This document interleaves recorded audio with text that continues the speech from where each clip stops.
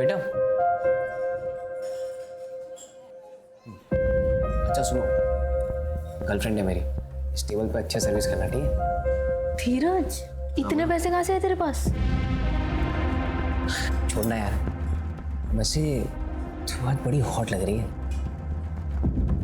एक किस तो बनता है। अब इतनी महंगी जगह पे लाए हो तो ना कैसे बोलूं?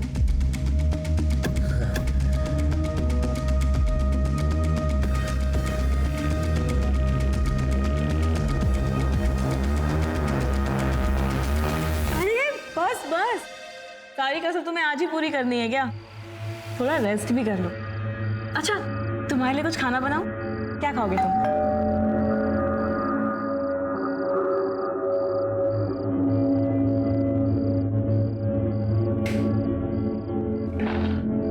अरे भगत, तू? भैया आपका फोन लग क्यों नहीं रहा है? मैडम आपसे बात करना चाहती है।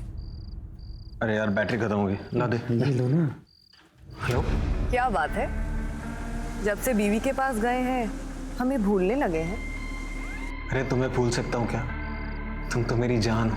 अच्छा विवेक, अब जब नोएडा पहुंच ही गए हो तो अपने यूपी, दिल्ली, हरियाणा के सारे काम निपटा लो और फिर आ जाओ यहाँ अपनी जन्नत गोवा में पूरे 2 महीने के लिए। क्या कहते हो? तुम्हारा आदेश सर आंखों पे। Bye, good night, love you.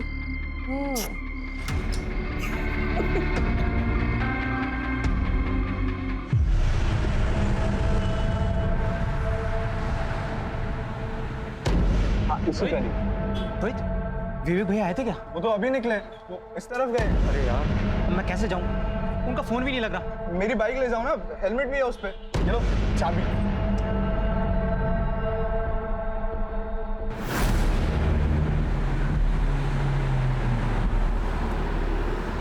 विवेक भैया,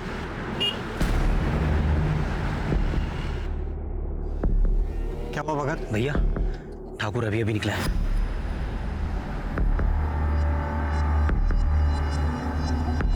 जैसा बोला था वैसा सब कुछ प्लान के मुताबिक होना चाहिए, समझ गए?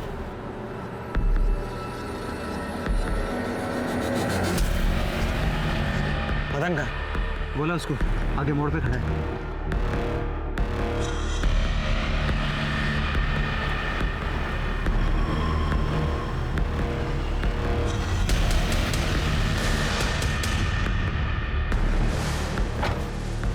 लोडेड है? पूरी भरी है भाई।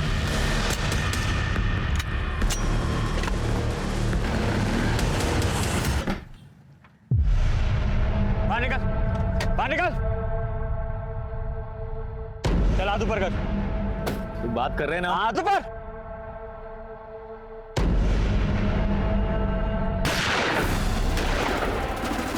भैया भैया भैया भैया, लेकिन गाड़ी का नंबर नहीं छुपा पाए। एक काम करो, सारे पुलिस स्टेशन को अलर्ट करो और खबरियों को एक्टिवेट करो। सर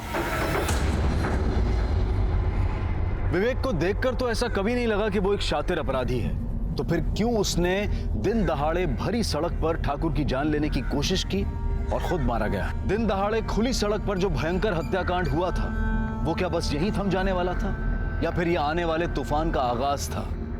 और कितनों का खून बहने वाला था, और कितनों के परिवार उजड़ने वाले थे?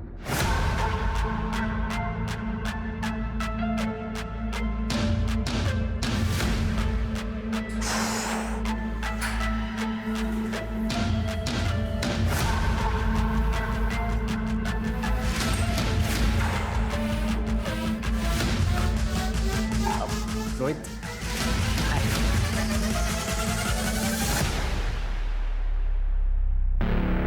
हाय। ये मेरी फ्रेंड है काजल। हाय काजल। हाय, मैं आपकी बहुत बड़ी फैन हूँ। Thank you so much. So Dheeraj, she is your normal friend और स्पेशल फ्रेंड? स्पेशल फ्रेंड मतलब मेरी गर्लफ्रेंड है भाई। I thought so. देखिए, मैं आपकी तरह वीडियोस भी बनाती हूँ। Sure sure.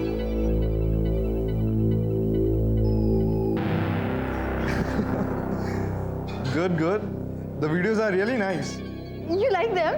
Why don't we do one thing? हम एक वीडियो साथ में बनाएंगे। Really? Yeah, I mean, you got real talent and we'll put Nat on fire. Yes yes Just a second. Hey, hi.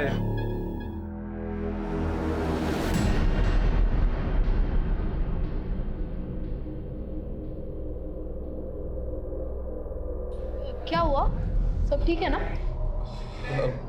No, I'm fine. अच्छा, I'll leave. I'll see you guys later. Bye-bye.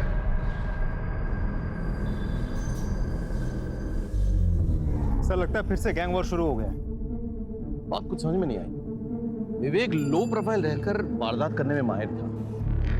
अगर उसे चंदन को मारना ही होता तो इस तरह से खुलेआम पब्लिकली सबके सामने क्यों? मतलब वो किसी सुनसान जगह में चुपचाप करता, ऐसे तो कुछ तो गड़बड़ है।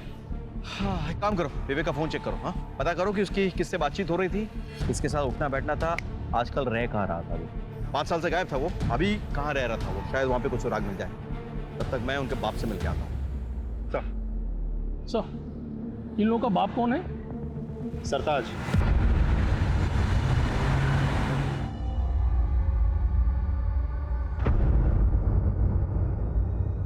सरकार, आप? मुझे लगा ही था आप ही होंगे। अच्छा, भविष्यवाणी करने की दुकान खोल रखी है क्या? नोएडा में इतना बड़ा कांड हो गया, मुझसे मिलने तो आना ही पड़ेगा ना। खबर थी, यानी कि कांड तुमने करवाया? देखो सर, इस कांड में मेरा कोई हाथ नहीं है। ये चंदन ठाकुर और विवेक जायसवाल मेरे साथ ही काम करते थे, लेकिन 2 साल पहले ठाकुर ने अपना खुद का काम शुरू कर दिया और जो काम मैंने विवेक को सौंप रखा था उसके धंधे में भी हाथ डाला। फिर दोनों दुश्मन हो गए। बस इससे ज्यादा मुझे कुछ नहीं पता। 24 घंटे की मोहलत देता हूं, तफसील से सारी जानकारी चाहिए मुझे। 24 घंटे।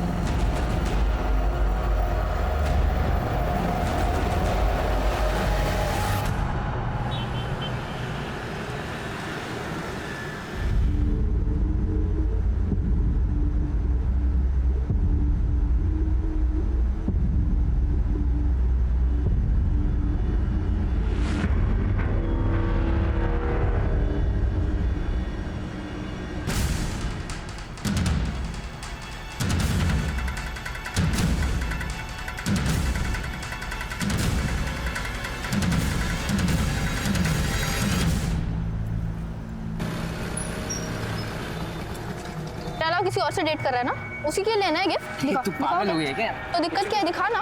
काजल ने कहा ना ऐसा कुछ नहीं है मेरे पास।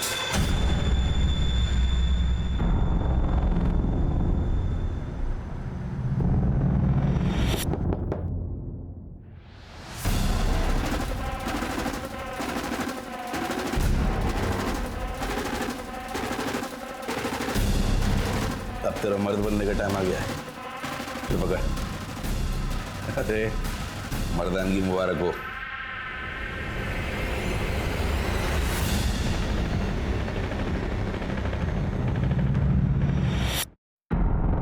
क्या है?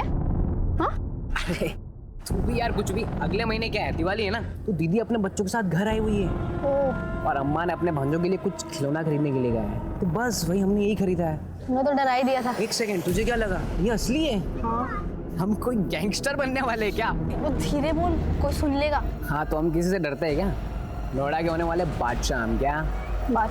हाँ। जवानी की दहलीज पर कदम रख रहे धीरज के हाथों में जानलेवा हथियार देकर क्या उसे भी गुमराह किया जा रहा था, या फिर धीरज खुद जानबूझकर गुनाह के दलदल में अपने पांव रखने जा रहा था? उसके मन में पिस्तौल की मदद से अपनी मर्दानगी साबित करने की ख्वाहिश क्यों और कहां से आई? और अभी अभी घटी घटना का 17 साल के धीरज से क्या वास्ता था?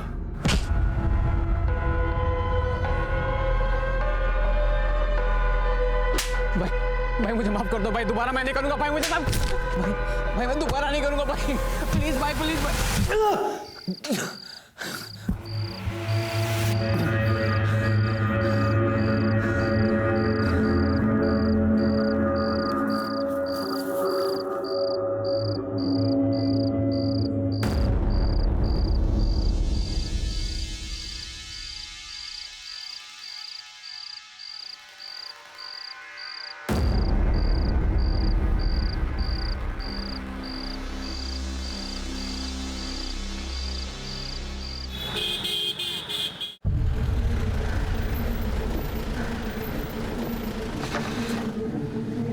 सर, विवेक जायसवाल के कॉल रिकॉर्ड्स।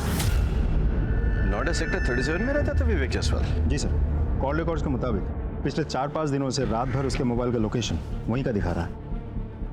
पता करो वो किसके साथ रहता था, क्या क्या करता था। हाँ,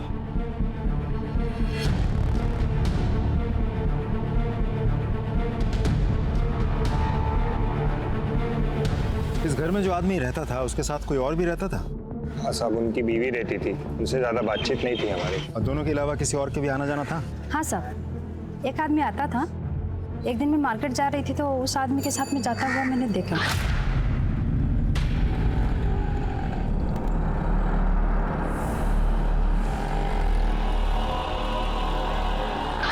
आप उस आदमी का स्केच बनवा सकती हैं? हाँ जी साहब। ठीक, हम एक स्केच आर्टिस्ट को बुलाते हैं, आप उस आदमी का हुलिया उसे बता देना। हाँ जी सर, आपसे एक इंटरेस्टिंग इन्फॉर्मेशन शेयर करनी है। बोलो। जो आदमी विवेक की गैर मौजूदगी में भी उसके घर जाता था और जिसका आना जाना विवेक के बाद भी कुछ ज्यादा ही बढ़ गया था, पहचाना? भगत? ये तो विवेक का राइट हैंड मैन है। सर, इसे पैरोल मिली थी और ये भाग गया था। इंटरेस्टिंग। भगत? एक मिनट। हाँ विनय बोलो। सर, सेक्टर 2 हत्याकांड में जिस कार का इस्तेमाल हुआ था उसकी डिटेल्स हमें आरटीओ ऑफिस से मिल गई है। वो कार किसी भगत के नाम पर रजिस्टर्ड है। भगत को ढूंढना जरूरी है। अच्छा, उसका मोबाइल नंबर रजिस्टर्ड है क्या? नहीं सर। बाइक के बारे में कुछ पता चला? सर, बाइक के बारे में अभी भी जानकारी हम निकाल रहे हैं सर, अभी आरटीओ ऑफिस में ही है। ठीक है, ओके, कैरी ऑन। भगत को ढूंढना बहुत जरूरी है।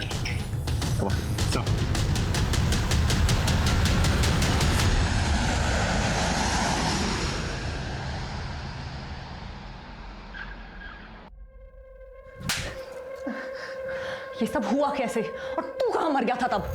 माफ करते दीदी। देख भगत, माफी तुझे सिर्फ तब मिलेगी जब ये पूरे का पूरा केस बिना सबूत के सॉर्ट आउट हो जाएगा। और ये दूसरा थप्पड़ इसलिए ताकि तुझे याद रहे कि ये पूरा मैटर फटाफट रफा दफा करना है, वरना तेरी खैर नहीं, समझा तू? चल निकल यहां से, माफी का बच्चा। मैं गोवा रिटर्न जा रही हूँ, एक फ्लाइट की टिकट कराओ फटाफट। सर, सेक्टर 2 हत्याकांड में जिस बाइक का इस्तेमाल हुआ था उसकी डिटेल्स मिल गई है। एक मुकेश नाम का बंदा है सर, बाइक उसी के नाम रजिस्टर्ड है। मुकेश को बाहर बिठा कर रखा है। भेजिए उनको। सर।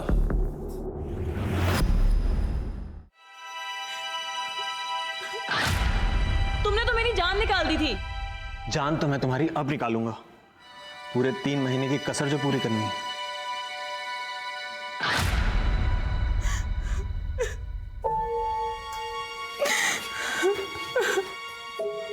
भाभी, खाना खा लीजिए भाभी। अरे ऐसा कब तक चलता रहेगा? अगर ऐसे ही चलता रहा तो ये खूबसूरत चेहरा मुरझा जाएगा। अब किसके लिए अपनी खूबसूरती बचा कर रखूं? जिसके लिए सजती संवरती थी वो तो हमेशा के लिए छिन गया मेरे से। सर, ये मुकेश और ये सुरेश है सर, ये दोनों फोटो स्टेट की दुकान चलाते हैं। इन्हें सेक्टर 2 वाले हत्याकांड का वीडियो दिखा।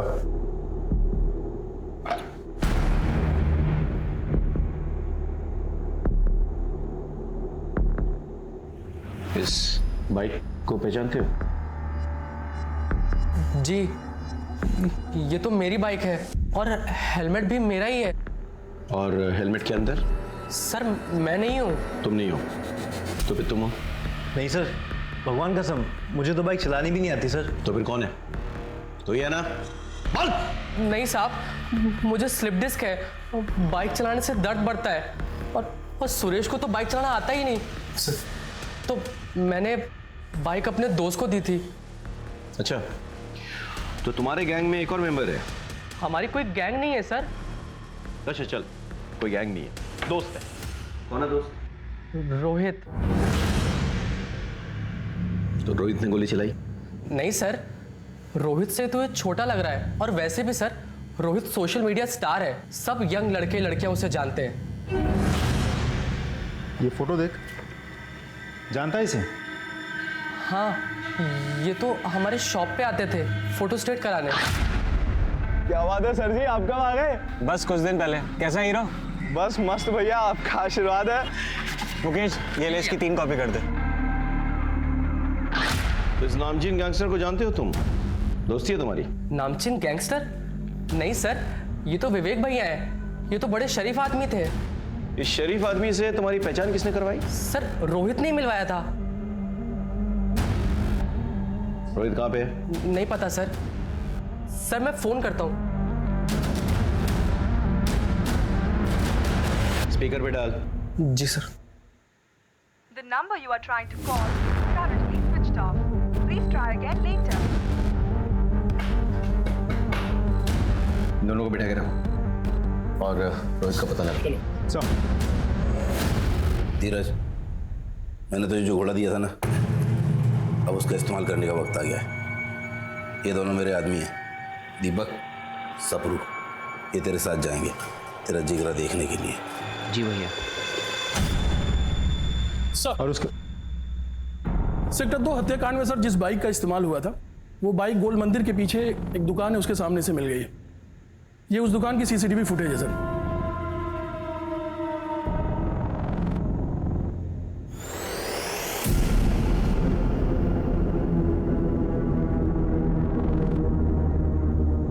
आसपास पता लगाओ किस तरफ निकले।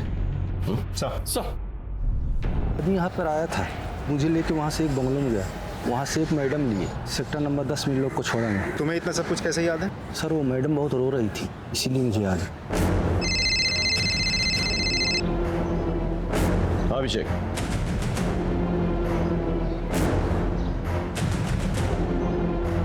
अच्छा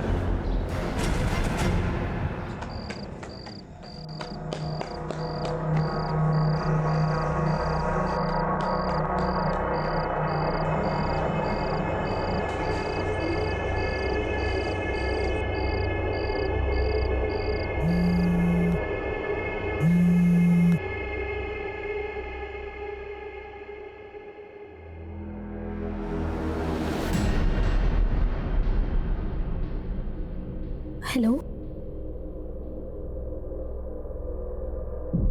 ओके ओके, नो प्रॉब्लम, मैं अभी आती हूँ। हाँ। हेलो अंकल, वो आपकी दुकान पे ना मेरी पर्स रह गई है, घर की चाबी भी उसी में है। माँ जगराते गई है, घर देर से लौटेगी। अब घर कैसे जाऊँ समझ ही नहीं आ रहा। नहीं, आपको यहाँ आने की कोई ज़रूरत नहीं है। मैं आती हूँ ना, मैं आपके घर आके दुकान की चाबी ले लूँगी, दुकान से अपनी पर्स लेके आपको चाबी लौटा दूँगी। हाँ, ओके, थैंक यू अंकल। मासूम काजल घर पे होने के बावजूद झूठ बोल रही थी। क्या वो इस केस से जुड़ी किसी बात को छुपा रही थी या किसी नए अपराध का खुद शिकार बन रही थी? मामला दिन ब दिन बिगड़ता जा रहा था। रागनी, अरे तू मुझे बहुत भाती है रे। अरे तेरा विवेक तो चला गया ना इस दुनिया से, अब कहाँ दर दर के ठोकर खाएगी। हाँ कर दे, रानी बना के रखूंगा, खुश रखूंगा तुझे। हाँ तो कह दे।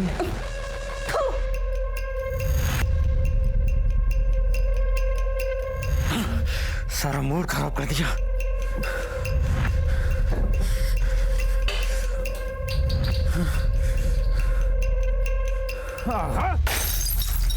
दो पैक मार कर आता हूं, फिर तुझसे प्यार करता हूं जी भर के।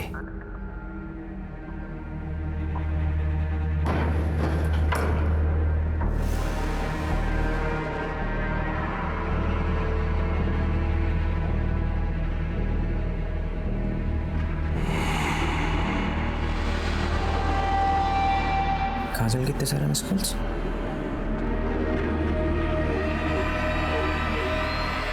हाँ काजल,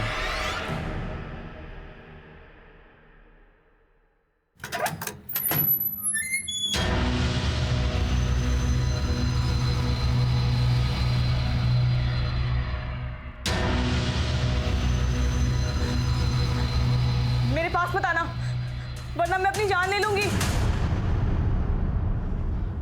चलो खोलो।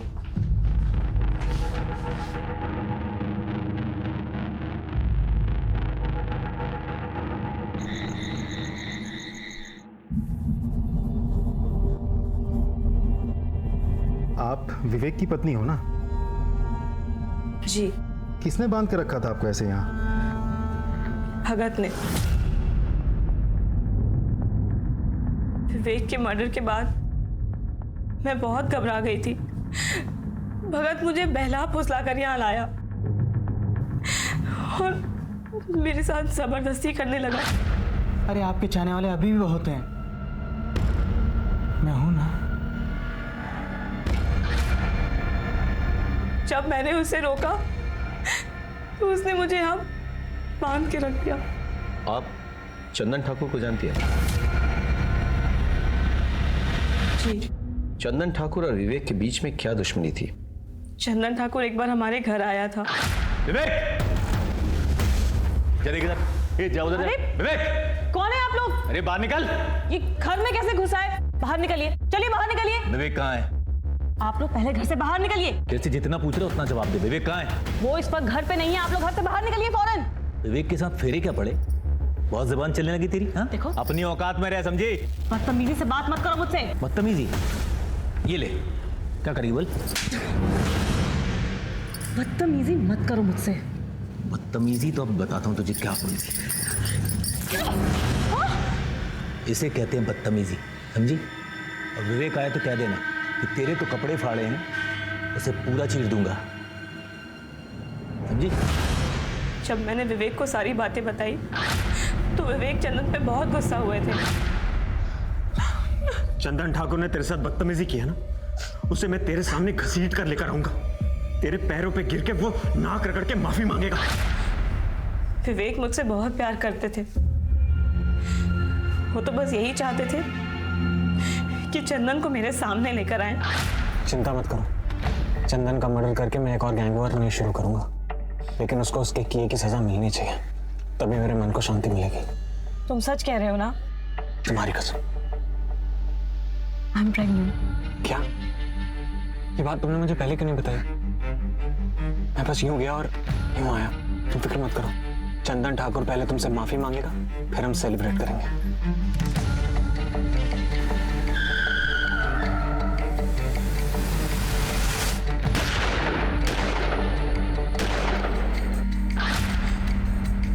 वो मेरी और हमारे होने वाले बच्चे की झूठी कसम कभी भी नहीं खा सकते। अच्छा, भगत का नंबर तो होगा आपके पास? हाँ सर, पर भगत ने अपना और मेरा फोन और सिम दोनों ही डिस्ट्रॉय कर दिया विवेक के मर्डर के बाद। विवेक चंदन को नहीं मारना चाहता था। विवेक ने हवा में फायर किया, करेक्ट, लेकिन विवेक को गोली लगी। भैया! गोली किसने लगाई? हमारे पेट्रोलिंग कांस्टेबल। फिर ये दूसरा बंदा है, इसने चंदन को गोली मार दी और उसके बाद ये विवेक को यहाँ से लेके जाने की कोशिश कर रहा था, लेकिन भगत ने आके इसके कान में कुछ फुसफुसाया। पता नहीं क्या था, शायद ये कहा है कि विवेक मर चुका है, लेट्स एस्केप। जो भी है, कुछ गड़बड़ है, समझ रहे हो? इस कांस्टेबल से बात करनी होगी और भगत का पता लगाना होगा, क्योंकि वो जानता है कि ये बंदा। सर, एक इंफॉर्मेशन मिली है सर। रोहित ने अपना फोन थोड़ी देर के लिए स्विच ऑन करके किसी काजल नाम की लड़की को फोन किया और उसके बाद से उसका मोबाइल स्विच ऑफ हो गया। कहाँ रहती है काजल? रोहित तो सोशल मीडिया स्टार है। Hey, hi fam, this is your Rohit and today we are going to perform bench press. ये भाई कम ऑन। आइडल है वो मेरा। हम लोग साथ में वीडियो भी बनाने वाले थे। हम एक वीडियो साथ में बनाएंगे। उसका कॉल आया था मुझे, कह रहा था कि गलती से किसी रसूख वाले का वीडियो बना लिया उसने और वो लोग उसके पीछे पड़े हैं, तो एक रात के लिए छुपने की जगह चाहिए थी उसे, तो मैंने उसे अपनी अंकल की दुकान पर छुपा दिया।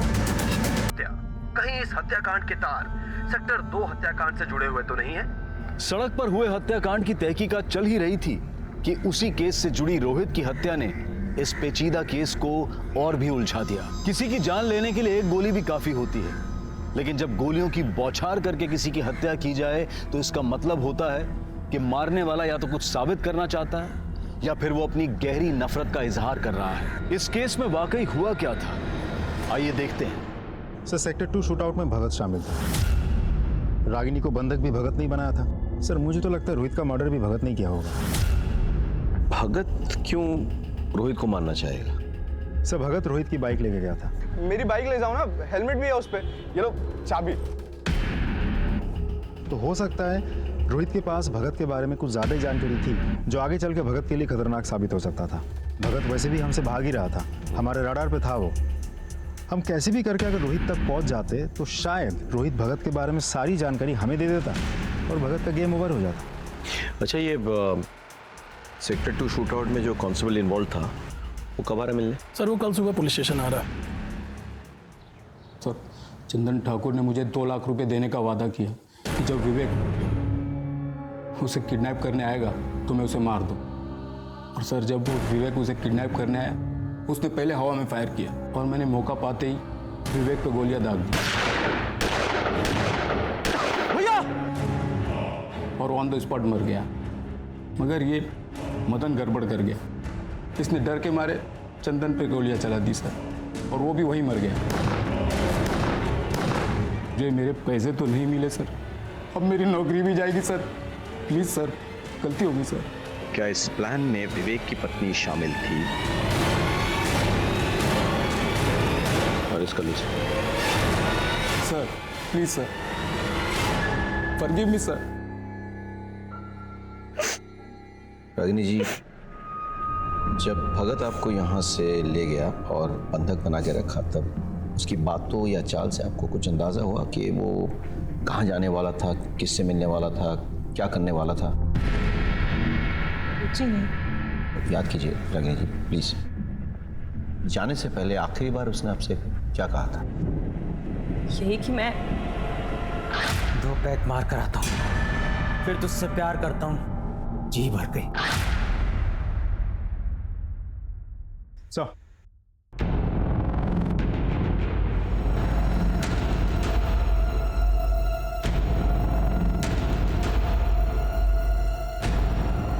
इस आदमी को देखा है? हाँ सर, आया था 1-2 दिन पहले। सर जब लास्ट टाइम आया था तो पैक मारा और फिर यहाँ से चला गया।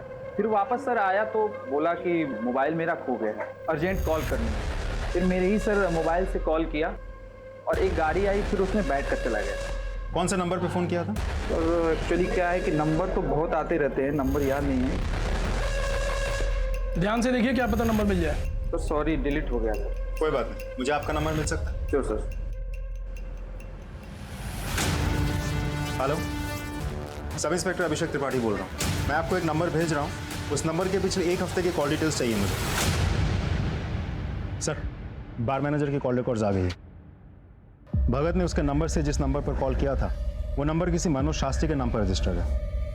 मनोज शास्त्री? सर, ये नंबर आपका है? जी सर, ये नंबर मेरे नाम पे है, पर मेरे पास नहीं है। तो फिर किसके पास है? दरअसल वो नंबर मैंने अपने बड़े भाई को दिया है। बड़े भाई? कौन बड़े भाई?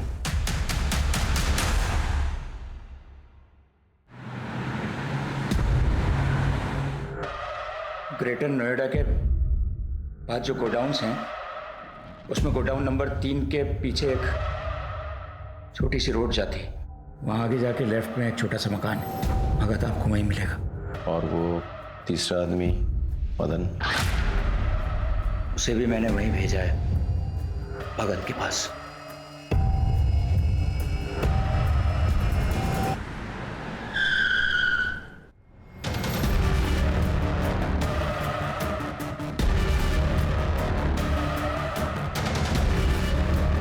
ए भगत, पुलिस! सर वो रहे। भाग! रुक रुक रुक रुक रुक। रुक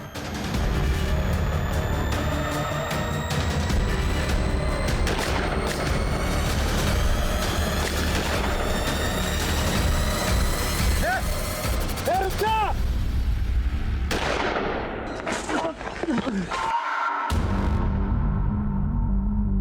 चल क्यों किया ऐसा? क्यों किया तूने? बोल बोल, क्यों किया तूने ऐसा? बताता हूँ साहब। ठाकुर ने मुझे अपनी तरफ मिला लिया था। विवेक भैया की गर्लफ्रेंड नंदिता मैडम को भी मैंने इस प्लान में शामिल कर लिया था। उनके कहने पर ही विवेक भैया गोवा से नोएडा अपनी पत्नी से मिलने आए और हमने ठाकुर को किडनैप करने का प्लान बनाया।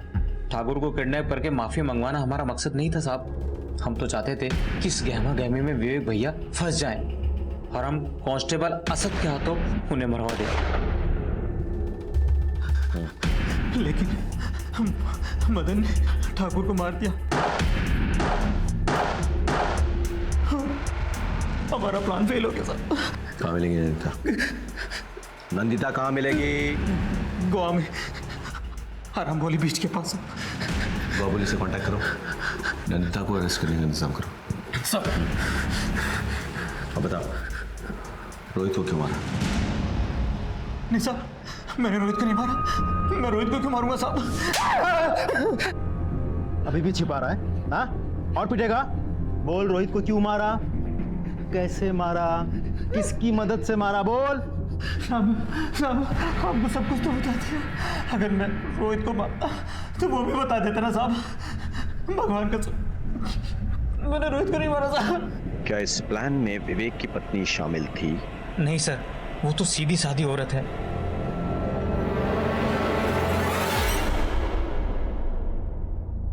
मुझे तो लगा था कि विवेक सिर्फ मुझसे प्यार करते हैं, लेकिन वो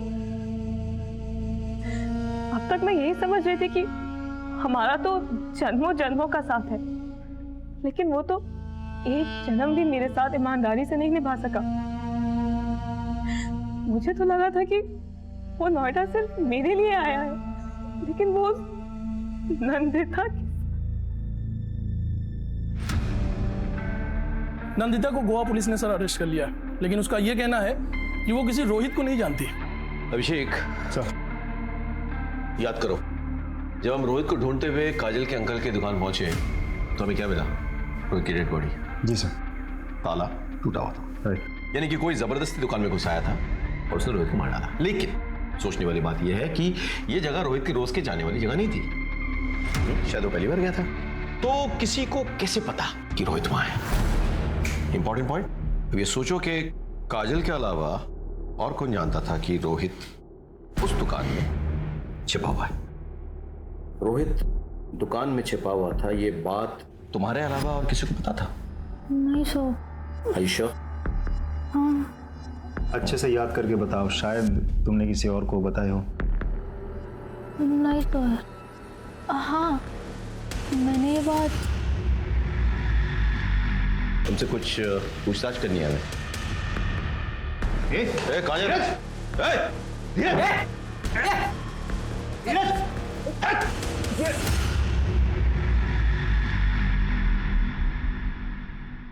सर मैं सच बताता हूँ, मुझे माफ कर दीजिए सर। मैं बस दबंग बनना चाहता था। क्यों? क्योंकि गली मोहल्ले में आते जाते लोग मुझे परेशान करते थे सर, मेरा मजाक उड़ाते थे, मुझे मारते थे सर, पर मैं कुछ नहीं कर पाता था। फिर मैंने एक दिन मनदीप भैया को देखा, लोगों ने सलाम दुआ कर रहे थे, उनके पैर छू रहे थे। मैंने सोचा मुझे भी ऐसी इज्जत चाहिए, इसलिए मैंने उनसे दोस्ती कर ली। अपनी काबिलियत और मर्दानगी साबित करने के लिए उन्होंने मुझे रोहित को मारने का काम दिया। इसे जानता है? नहीं भैया। इसे मारना है, इसे ढूंढ और जैसे ही दिखे मुझे खबर कर। इत्तेफाक से रोहित को मेरी गर्लफ्रेंड काजल ने उसके अंकल की दुकान पर छुपा कर रखा था। धीरज, पता है आज क्या हुआ? क्या हुआ? वो सोशल मीडिया स्टार है ना रोहित, तुम्हारा दोस्त, उसका कॉल आया था मुझे, मुझसे हेल्प मांग रहा था। उसे ना एक रात के लिए छिपने की जगह चाहिए थी, मैंने उसे छिपा दिया अपनी अंकल की दुकान पे। मैं गया वहां पे, मैंने दुकान का ताला तोड़ दिया। धीरज तू? और मैंने रोहित को गोलियों से मार दी। ये क्या?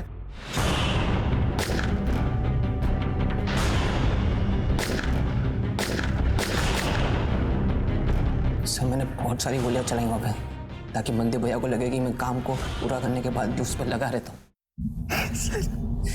सर मुझे माफ कर दीजिए सर, सर मुझे माफ कर दीजिए।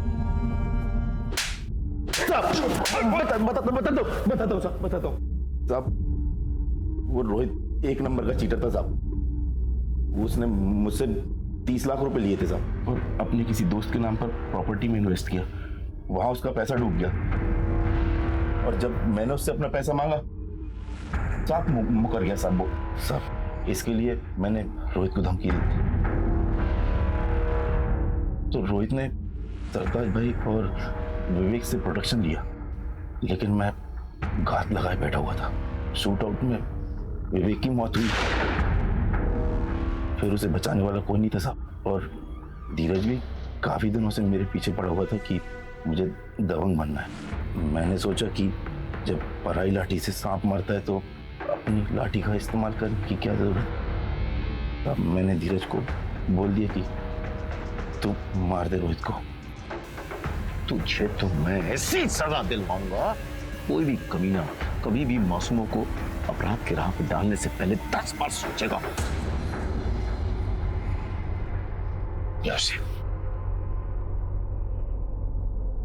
आमतौर पर आपराधिक जीवन की शुरुआत कच्ची उम्र में होती है। फिल्मों और दूसरे माध्यमों में जिस तरह से दबंग, डॉन्स और गैंगस्टर्स को ग्लैमरस रूप में परोसा जाता है, उसका गहरा असर कच्ची उम्र के बच्चों पर पड़ता है। धीरज के साथ भी यही हुआ था। काश उसकी मां अपने लाडले की चाल ढाल में आए बदलाव को समझकर उसे रोक पाती, तो आज धीरज गुनहगार नहीं बनता।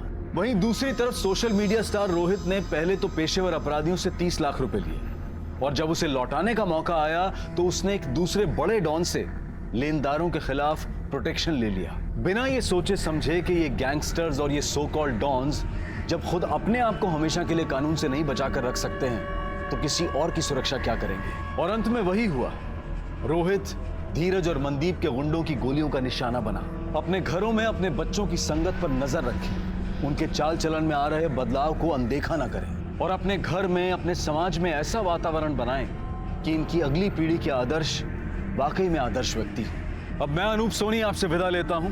फिर मुलाकात होगी क्राइम पेट्रोल सतर्क के ब्लैक हेडलाइंस अध्याय में एक और नए केस के साथ। और याद रखें, क्राइम और आपके बीच में सिर्फ इतना फर्क है कि आप कितने सतर्क हैं। सतर्क रहें, सुरक्षित रहें।